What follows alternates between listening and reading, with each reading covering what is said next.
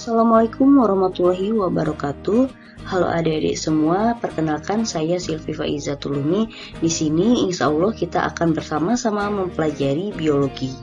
Oke, kita akan mulai materinya tentang jaringan tumbuhan. Dari kata jaringan berarti membahas sekumpulan sel-sel dengan fungsi khusus yang menyusun tubuh tumbuhan atau sekelompok sel yang memiliki fungsi asal dan struktur yang sama. Sebelumnya, agar materi ini tercapai, terlebih dahulu mengetahui tujuan pembelajarannya, yaitu yang pertama, untuk mengidentifikasi jenis-jenis jaringan pada tumbuhan, dan yang kedua, kita akan menganalisis struktur dan fungsi jaringan pada tumbuhan. Jaringan tumbuhan terdiri dari dua macam, yaitu jaringan meristem dan jaringan dewasa, atau bisa kita sebut jaringan permanen. Nah, jaringan meristem ini adalah jaringan pada tumbuhan yang tersusun atas sel-sel yang aktif membelah, di mana sel-sel meristem ini akan menghasilkan sel-sel baru yang sebagian dari hasil pembelahan tersebut akan tetap berada di dalam meristem. Hal ini disebut sebagai sel permulaan atau inisial.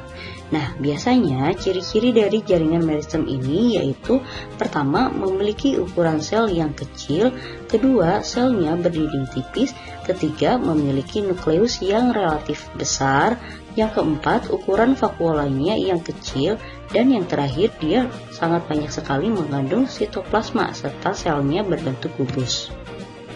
Adapun berdasarkan posisinya dalam tubuh tumbuhan, meristem ini dibedakan menjadi tiga, yaitu meristem apikal, meristem interkalar, dan meristem lateral.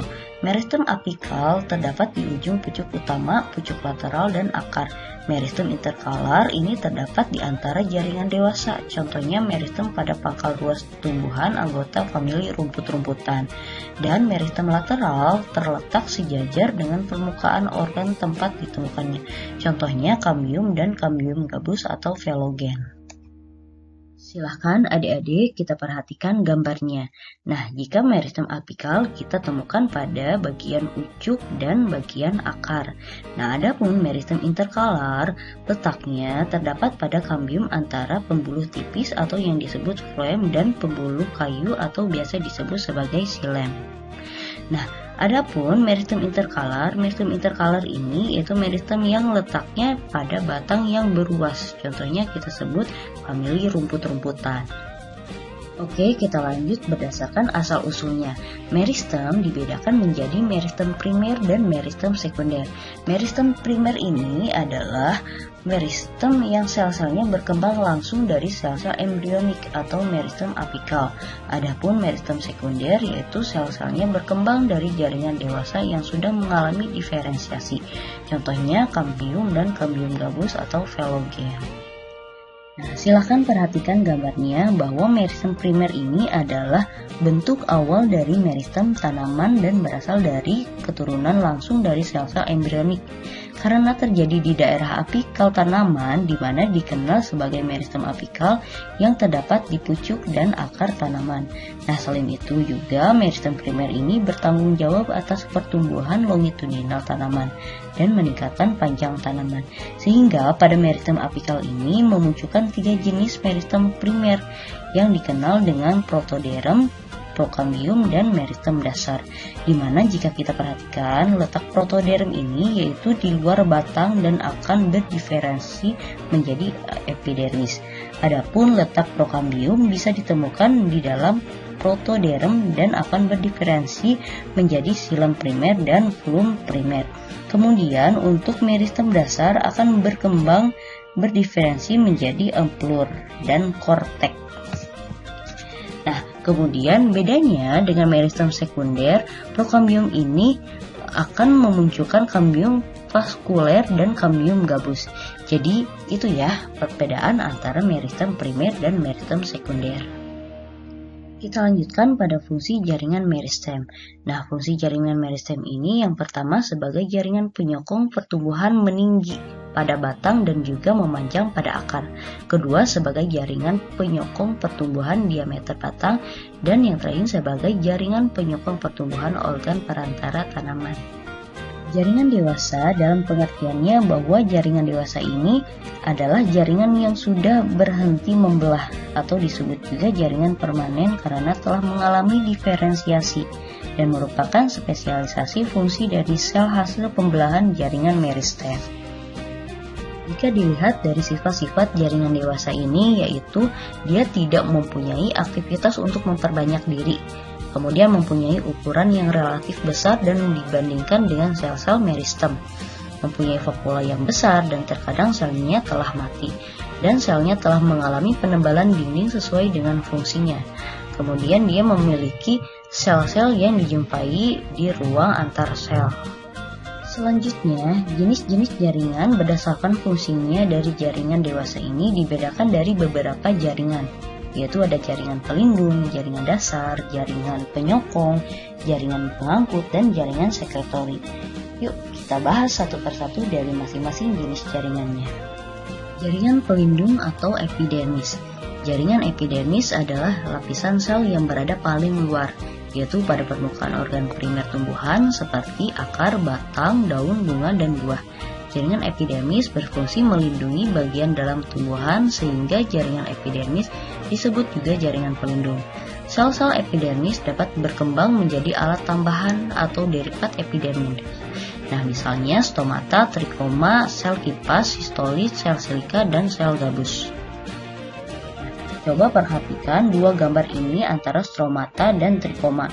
Stomata atau disebut sebagai mulut daun yang berfungsi sebagai pertukaran gas pada proses fotosintesis. Jika kita perhatikan di gambar stomata ini terletak berupa celah seperti mulut atau mata yang bisa membuka dan menutup, di mana saat stomata terbuka, karbon dioksida dapat masuk ke dalam tumbuhan. Dan setelah proses fotosintesis dilakukan, karbon dioksida tersebut akan berubah menjadi oksigen yang harus dikeluarkan dan lagi-lagi oksigen ini keluar dari jalan yang sama saat karbon dioksida masuk, yaitu melalui stomata. Nah, adapun trikoma yaitu rambut bersel satu atau bersel banyak yang dibentuk dari sel epidermis. Jika dilihat dari struktur yang lebih besar dan padat, bisa kita temukan pada duri tanaman yang berfungsi sebagai penguapan, alat penghisap air, dan alat pelindung dari gangguan luar. Sel pipas yaitu sel yang berperan dalam proses penggulungan daun, di mana ketika tanaman mengalami kekurangan air, maka akan terjadi peningkatan jumlah dan ukuran sel pipas sehingga bentuk dari daun akan berubah atau menggulung, contohnya pada daun bambu dan rumput teki. Adapun sistolit ini adalah kristal kalsium karbonat yang dijumpai pada sel sitopis yang berfungsi sebagai pelindung dan untuk mempertahankan bentuknya. Sel gabus ini berfungsi untuk melindungi jaringan lain yang terletak di bawahnya agar terlindung dari gangguan kekeringan. Kemudian jaringan dasar atau parenkim. Jaringan parenkim ini adalah suatu jaringan yang terbentuk dari sel-sel hidup. Jaringan ini disebut jaringan dasar karena hampir dijumpai di setiap bagian tumbuhan. Jadi jaringan parenkim ini disebut juga jaringan dasar yang utama. Kita bisa menemukan jaringan tersebut pada akar, batang, dan terutama sebagai pengisi anggota kortek batang, daun, bunga, buah, dan biji. Nah, ini ada contoh-contoh ditemukannya jaringan parenkim. Yang pertama, parenkim dijumpai di antara epidermis dan pembuluh amput pada akar dan batang sebagai kortek. Parenkim ini disebut klorenkim. Parenkim dapat pula dijumpai sebagai empur batang. Nah, pada daun, parenkim merupakan mesofil daun yang berdiferensiasi menjadi jaringan tiang dan jaringan bunga karang. Nah, parenkim juga dijumpai sebagai penyimpan cadangan makanan pada buah dan biji. Pada gambar ini bisa kita temukan jaringan parenkimnya. Di sini ada parenkim palisade, yaitu parenkim yang berbentuk silindris atau memanjang, dan biasanya terdapat pada palisade tumbuhan Dicotyledonea pada umumnya. Kemudian satu lagi ada parenkim spon yang memiliki bentuk ukuran yang tidak teratur banyak di ruang antar sel, dan biasanya terdapat pada mesofil tumbuhan Monocotyledonea dan spon parenkim Dicotyledonea. Selanjutnya, jaringan penyokong atau penguat. Jaringan penyokong ini disebut juga jaringan mekanik karena memiliki fungsi untuk menunjang bentuk tumbuhan agar dapat berdiri dengan kokoh dan kuat. Jaringan penyokong dibedakan menjadi dua macam, yaitu jaringan klorenkim dan jaringan sklerenkim. Mari kita kenali perbedaan klorenkim dan sklerenkim. Klorenkim memiliki ciri-ciri berikut, yaitu sel bulat karena penebalan selulosa pada dindingnya. Dan klorenkim ini yaitu sel hidup, tidak ada ruang antar sel, dan dinding selnya ini terdiri dari selulosa dan pektin.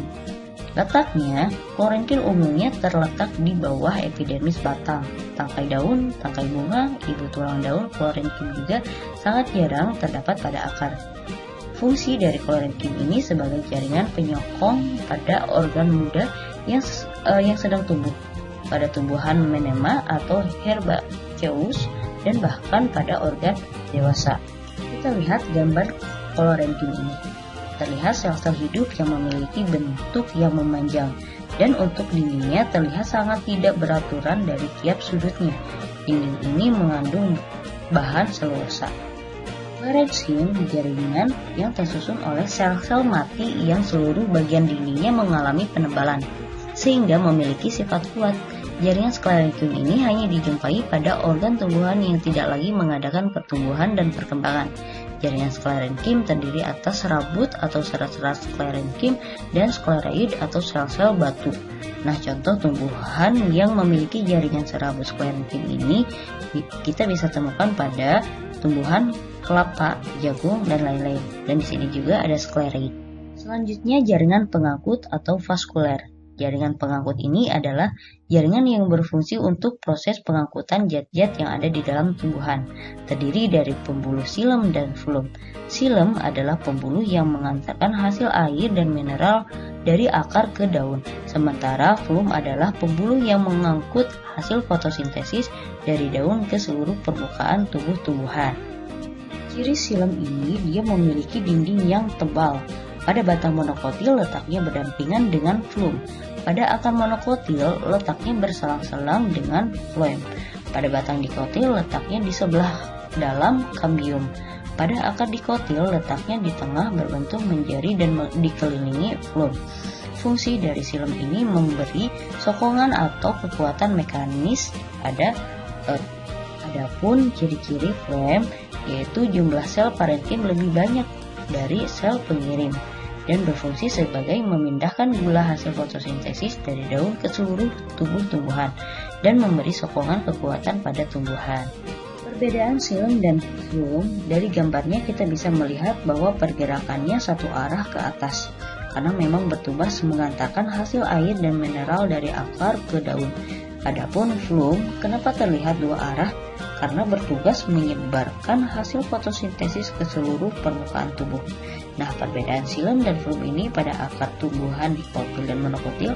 Xilem dan flum terletak pada akar dan batang tumbuhan monokotil, berkas pengangkutnya merupakan kolateral tertutup oleh sklerenkim dan bersifat menyeluruh.